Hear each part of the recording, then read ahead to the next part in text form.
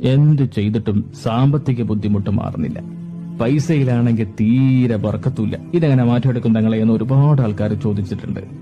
ഈ പറയുന്ന കാര്യം ഞാൻ ചെയ്യുന്നുണ്ട്. അതിന്റെ ഗുണം എന്റെ ജീവിതത്തിൽ ഇപ്പൊ സംഭവിച്ചു കൊണ്ടിരിക്കുന്നുമുണ്ട്.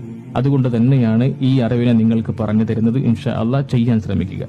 അനസ് ബിൻ മാലിക് റളിയല്ലാഹു അൻഹു നിവേദനം ചെയ്യുന്നു, അഷ്റഫുൽ ഖൽഖ് ത്വാഹ റസൂലുള്ളാഹി സ്വല്ലല്ലാഹു അലൈഹി വസല്ലമ തങ്ങൾ പറയുന്നു, ജുമഅ ദിവസം ആരെങ്കിലും 70 പ്രാവശ്യം അല്ലാഹുമ്മ അഗ്നിനി ബിഹലാലിക അൻ ഹറാമിക വബിഫദ്ലിക അമ്മൻ സിവാക് എന്ന് ചൊല്ലിയാൽ 2 ജുമഅ കഴിയുന്നതിന് മുമ്പ് തന്നെ അള്ളാഹു അദ്ദേഹത്തിന് ഐശ്വര്യം നൽകുമെന്ന് ഹബീബുൽ വറ മുഹമ്മദ് റസൂലുള്ളാഹി സ്വല്ലല്ലാഹു അലൈഹി വസല്ലം. അബ്ദുൽ ഹക്കീം റളിയല്ലാഹു അൻഹു പറയുന്നു, ഞാൻ ഇപ്രകാരം ചെയ്തിട്ടുണ്ട്, എന്റെ സാമ്പത്തിക പ്രശ്നങ്ങളൊക്കെ മാറിയിട്ടുണ്ട് എന്ന്.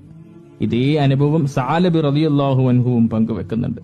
ജുമഅ നിസ്കാരം കഴിഞ്ഞ ഉടനെ ചൊല്ലണമെന്ന് ഇവർ നിർദ്ദേശിക്കുന്നുമുണ്ട്.